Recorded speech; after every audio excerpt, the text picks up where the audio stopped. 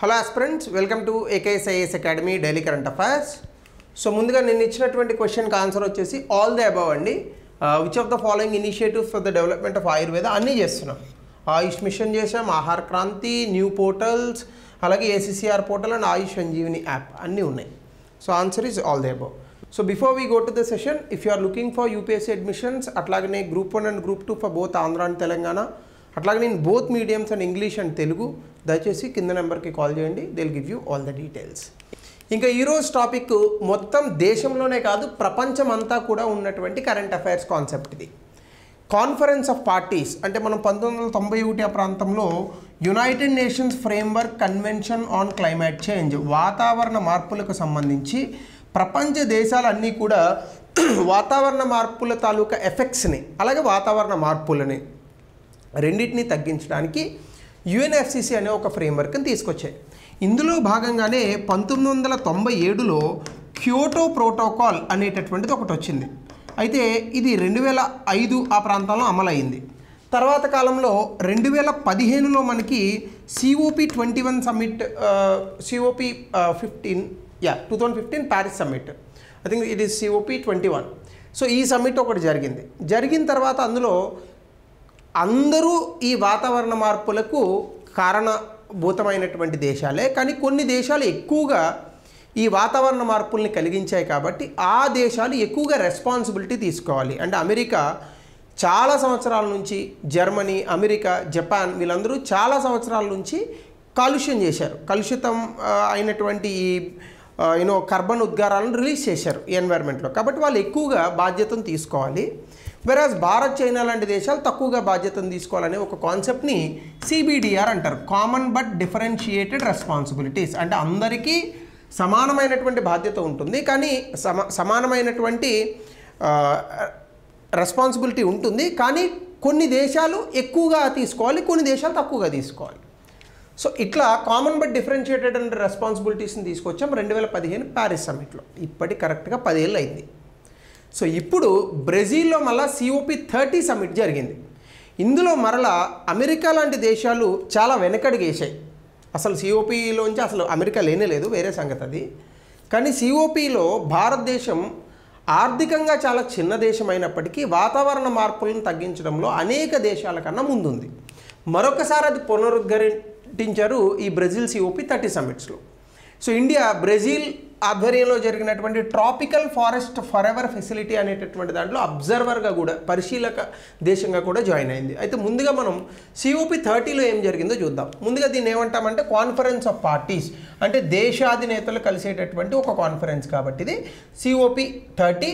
అలాగనే ఎన్నో మీటింగ్ అయితే అన్నో మీటింగ్ ఇది UNFCCలో వస్తుంది.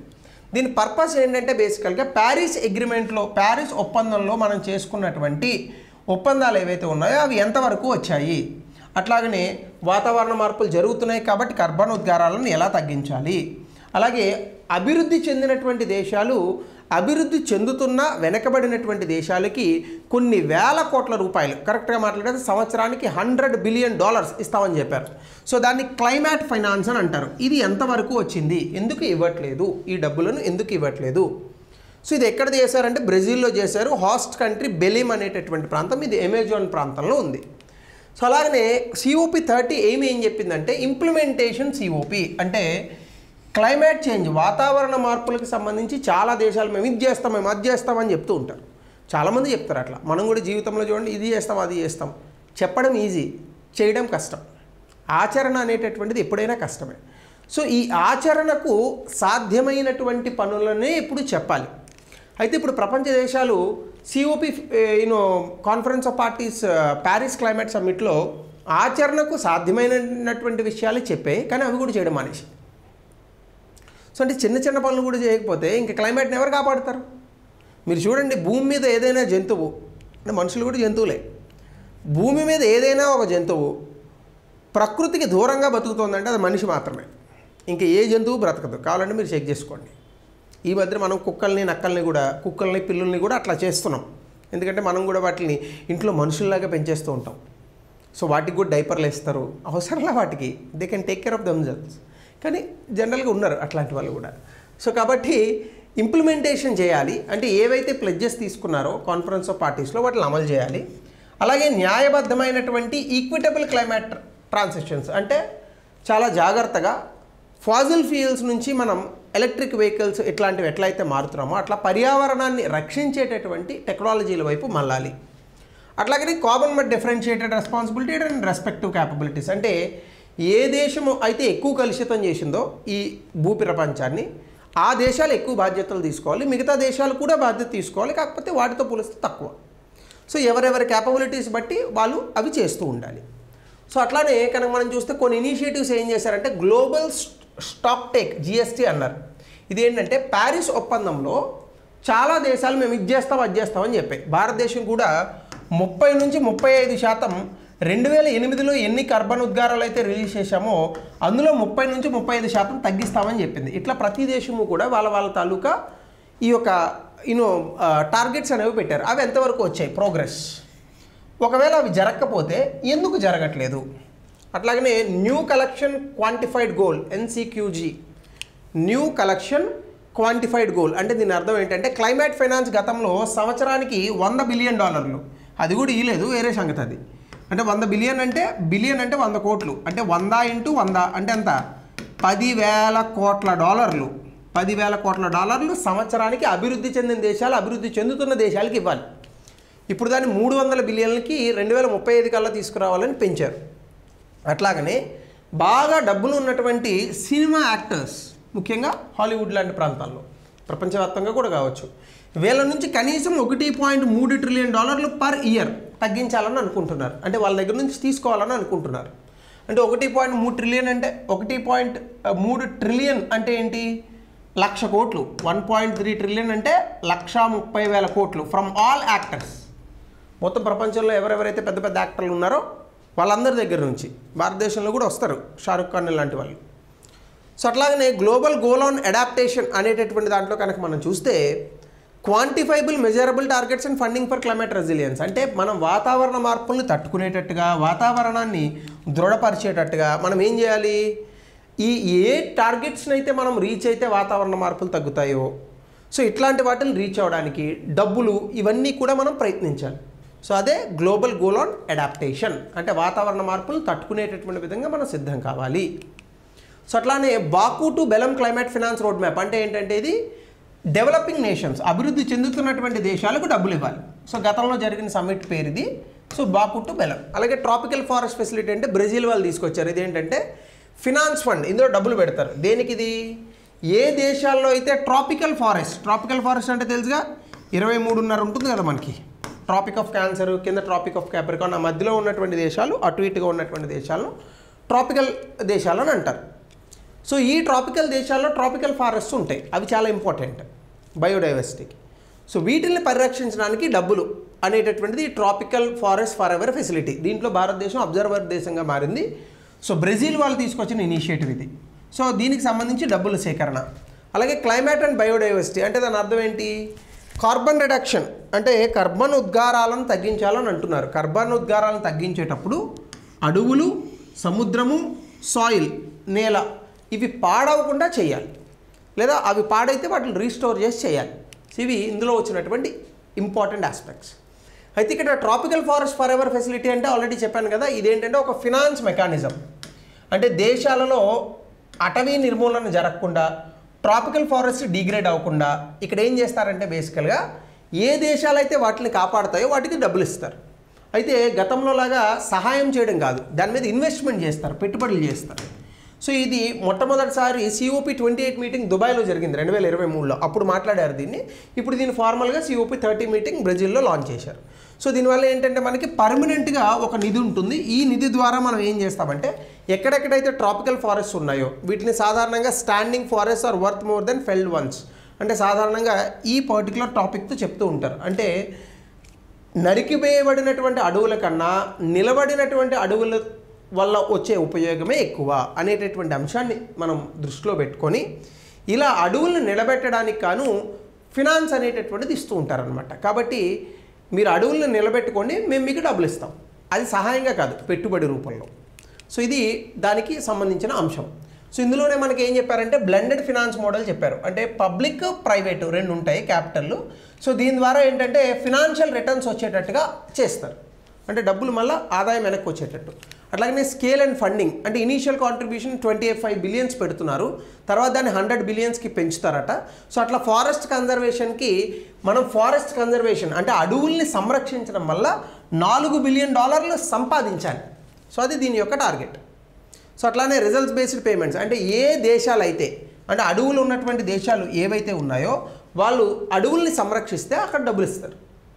సో అట్లానే ఎకోసిస్టమ్ వాల్యుయేషన్, ట్రాపికల్ ఫారెస్ట్ అనేటటువంటివి కర్బన్ ఉద్గారాలు పెరిగితే వాటిని పట్టుకోవడానికి చాలా ఇంపార్టెంట్ మనకి, ముఖ్యంగా బయోడైవర్సిటీ జీవ వైవిధ్యానికి వీటికి కూడా. కాబట్టి వీటిల్ని మనుషులు ఉపయోగించేటటువంటి వస్తువుల్లాగా మనం కాపాడుకోవాలి, పబ్లిక్ గూడ్స్ లాగా మనం కాపాడుకోవాలనేది మరొక అంశం. అలాగే ఫినాన్స్ కూడా ఇన్నోవేషన్ చేస్తున్నారు, అంటే రకరకాల మార్గాల ద్వారా ఫినాన్స్ డబ్బుల్ని సేకరిస్తారు. దాంతోపాటుగా మల్టీలేటరలిజం అండ్ ఈక్విటీ, అంటే డిఫరెన్షియేటెడ్ రెస్పాన్సిబిలిటీస్ ఉందా చెప్పాను కదా, కామన్ బట్ డిఫరెన్షియేటెడ్ రెస్పాన్సిబిలిటీస్, అంటే అన్ని దేశాలకు వాతావరణ మార్పులు అనేటటువంటి దాన్ని తగ్గించడంలో వాటి యొక్క పాత్ర ఉంటుంది. కానీ ఈ డెవలప్డ్ కంట్రీస్ అంటే బాగా అభివృద్ధి చెందినటువంటి దేశాలకు కాస్త బాధ్యత ఎక్కువ తీసుకోవాలి. సో అది CBDR అనేటటువంటి కాన్సెప్ట్. సో ఇందులో భాగంగా అందులో కొన్ని విషయాలను చెప్పారు. అయితే ఇందులో భారతదేశం యొక్క పాత్ర ఏంటి, ఫస్ట్ అబ్జర్వర్ స్టేటస్గా మారింది. అంటే ఏంటి దాని అర్థం, ఖచ్చితంగా రాబోయేటటువంటి రోజుల్లో మేము అద్భుతమైనటువంటి పాత్రను పాటిస్తాము. అలాగే మనం ఎప్పుడు కూడా ఒకటే ప్రిన్సిపల్, ఒకే సూత్రం చెప్తాం, అదేంటది, కామన్ బట్ డిఫరెన్షియేటెడ్ రెస్పాన్సిబిలిటీస్. అంటే దాని అర్థం ఏంటి, అన్ని దేశాలకు బాధ్యత ఉంది, అభివృద్ధి చెందిన దేశాలు ఎక్కువ కలుషితం చేశారు కాబట్టి వాళ్ళు ఎక్కువ బాధ్యత తీసుకోవాలా. ఇది మనం ప్యారిస్ అగ్రిమెంట్లో కూడా చెప్పాం. అట్లాగనే ఎమిషన్ రిడక్షన్, అంటే 36% ఎమిషన్ ఇంటెన్సిటీని తగ్గించిందంట భారతదేశం. అంటే అనుకున్న టార్గెట్ కన్నా ముందుగానే భారతదేశం ఈ యొక్క ఎమిషన్ టార్గెట్స్ అనేటటువంటి వాటిని 2005-2020 మధ్యలో తగ్గించిందట. సో ఇది ఆ రిపోర్ట్లో చెప్పారు. అలాగే నాన్ ఫ్యూజల్, అంటే నాన్ ఫాజిల్ ఫ్యూయల్, అంటే మనం పెట్రోలు డీజిల్ బొగ్గు ఇవేవి కాకుండా 50% పవర్ కెపాసిటీ, కేవలం విండ్ ఎనర్జీ అంటే పవన విద్యుత్, సోలార్ విద్యుత్, వీటి నుంచి భారతదేశం ఇన్స్టాల్డ్ కెపాసిటీని తెచ్చుకుంది. ఇది చాలా గొప్ప విషయం. అలాగనే ఫారెస్ట్ ట్రీ కవర్ని పెంచిందట. అంటే ఆల్మోస్ట్ ఆల్ ఇందులో 2.29 బిలియన్ టన్నుల కార్బన్ డైఆక్సైడ్ని గ్రాస్ప్ చేసుకోగల అడవుల్ని పెంచాము అని భారతదేశం ఒక నివేదిక ఇచ్చింది. కానీ ఓవరాల్గా మనం చూస్తే అడవులు, ముఖ్యంగా దట్టమైనటువంటి అడవులు తగ్గాయి భారతదేశంలో, కానీ ట్రీ కవర్ అయితే పెరిగింది. సో దీనివల్ల CO2 అనేటటువంటిది 2.29 బిలియన్ టన్నులు మనం గ్రాస్ప్ చేసుకున్నామట. అలాగే రెన్యూబుల్ ఎనర్జీ, ముఖ్యంగా అమెరికా చైనా తర్వాత 3rd రెన్యూబుల్ ఎనర్జీ ప్రొడ్యూసర్గా భారతదేశం మారింది. 200 గిగావాట్ల ఇన్స్టాల్ కెపాసిటీ మనకు ఉంది. సో అంటే భారతదేశం చైనా అమెరికా కన్నా చాలా చిన్న దేశం ఆర్థికంగా, జనాభా వైజ్ ఒక్కటే పెద్దది. సో అమెరికా ఆర్థిక వ్యవస్థ $29 ట్రిలియన్, చైనా ఆర్థిక వ్యవస్థ $19 ట్రిలియన్, భారతదేశం యొక్క ఆర్థిక వ్యవస్థ $4.2 ట్రిలియన్. అంటే వీళ్ళలో 7వ వంతు కూడా లేం మనం. అట్లాంటి భారతదేశం అద్భుతంగా పర్యావరణం కోసం అద్భుతంగా కష్టపడుతుంటే అమెరికా చైనా లాంటి దేశాలు మాత్రం భారతదేశం అంతా కష్టపడట్లేదు, వాళ్ళకున్న స్థాయికి ఇంకా ఎక్కువ చేయొచ్చు. ఇది మనం గుర్తించాల్సిన విషయం. సో అట్లాగనే ఇందులో కొన్ని ఇనిషియేటివ్స్ కూడా మనం గతంలో చేసాం. ఇది నేను గతంలో చాలాసార్లు చెప్పాను ఇలాంటి క్లాసెస్. ఇంటర్నేషనల్ సోలార్ అలయన్స్ అని పెట్టాం. అలాగే డిజాస్టర్ రిలీజియన్స్ ఇన్ఫ్రాస్ట్రక్చర్, అంటే ఎప్పుడైనా విపత్తులు వస్తే ఎట్లా తట్టుకోవాలనే దాని గురించి. ఈవెన్ COP30 లీడర్ సమిట్లో కూడా కొన్ని హైలైట్స్ అనేటటువంటివి మనం చూసుకుంటే, అంటే వీటితో పాటుగా ఇందాక చెప్పినట్టుగా బ్రెజిల్లో జరిగింది. Brazil president Luiz Inacio Lula da Silva. So అది ఆయన పేరు, ఎక్కడైనా చూసుకోండి ఉపయోగపడుతుంది. సో ముఖ్యంగా ఏం జరిగిందంటే 2015 ప్యారిస్ అగ్రిమెంట్ మనం అమలు చేస్తున్నామా లేదా అనేటటువంటి అంశం మీద ఈ యొక్క అగ్రిమెంట్ అనేటటువంటి జరిగింది. అయితే దాని తర్వాత డబ్బులు కూడా ఇచ్చారండోయ్. ట్రాపికల్ ఫారెస్ట్ అనేటటువంటి దానికి బ్రెజిల్ $1 బిలియన్ ఇస్తే, Indonesia $1 billion, Colombia $250 billion, Norway $3 billion ఇచ్చింది ఆల్మోస్ట్ 10 years వరకు. ఫ్రాన్స్, చైనా, UAE కూడా సపోర్ట్ చేస్తామన్నారు కానీ ఇంకా పైసలు ఇవ్వలేదు. సో కాబట్టి ఈ రకంగా అన్ని దేశాలు డబ్బులు ఇచ్చే, భారతదేశం అయితే ఇంకేం ప్రకటించలేదు, బికాజ్ భారతదేశం మెంబర్ కాదు, కేవలం అబ్జర్వర్ మాత్రమే. సో అలాగే డెట్ ఫర్ క్లైమేట్ స్వాప్స్ అని కూడా ఒకటి ఉంది. అంటే అభివృద్ధి చెందుతున్నటువంటి దేశాలకు హెల్ప్ చేయడానికి గాను క్లైమేట్ అండ్ ఫినాన్షియల్ ఛాలెంజెస్లో ఈ డెట్ టు క్లైమేట్ స్వాప్స్, అంటే అప్పు ఉన్నటువంటి దేశాలు ఏం చేస్తాయంటే అప్పును మాఫీ చేస్తాయి. ఈ అప్పు మాఫీలో భాగంగా మనం అడవులని వీటిని పెంచాలి. అట్లాగనే మిషన్ 1.5 degrees రోడ్ మ్యాప్, అంటే ఈ యొక్క కార్బన్ ఉద్గారాలను తగ్గిస్తూ భూమి మీద వాతావరణంలో ఉన్నటువంటి టెంపరేచర్లో 1.5 డిగ్రీస్ పెరగకుండా మనం ఆపగలగాలి. ఇది ఆల్రెడీ దుబాయ్లో COP28 సమ్మిట్లోనే మాట్లాడాం. సో ఇలా అనేక సందర్భాల్లో భారతదేశం తన యొక్క అద్భుతమైనటువంటి పాత్రను పోషిస్తోంది. వెరీ గుడ్ క్వశ్చన్, బట్ కొంచెం మెయిన్స్ ఓరియంటెడ్ క్వశ్చన్. మీకు చాలాసార్లు చెప్పాను ఇట్లాంటి వాటి మీద ఎక్కువ మార్క్స్ వస్తాయి. అందుకే వీటిలో పెద్దగా మనము ఎంకరేజ్ అయ్యి లేదని అనుకుంటే పాపులర్గా బోర్ కొట్టకుండా చదివేది ఉండదు. కొంచెం బోర్ కొడుతుంది ఇట్లాంటి టాపిక్స్, కానీ బోర్ కొట్టేటటువంటి వాటికి విలువ ఎక్కువ. సో కాబట్టి చూసుకోండి. సో దీనికి రిలేటెడ్గా ప్రశ్న దయచేసి కమెంట్ సెక్షన్లో తెలపండి. అలాగనే ఈ క్వశ్చన్ కూడా COP20 సమ్మిట్కి సంబంధించి 200 పదాల్లో రాయండి. సో ఇది ఈరోజు టాపిక్. రేపటి టాపిక్లో అలా యథావిధిగా కలుద్దాం. Thank you. Have a good day.